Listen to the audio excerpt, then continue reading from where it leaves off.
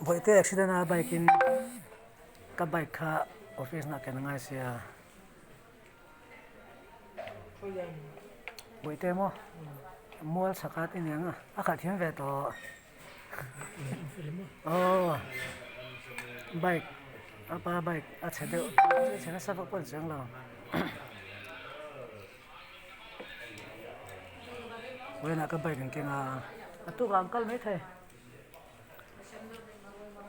món tị đó thải chỉ lạc vel nhỉ giờ na po kinh hostel po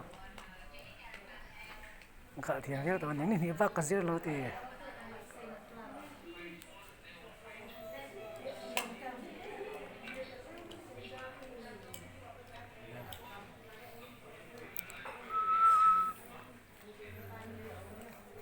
sa thiên phải đủ năng nghe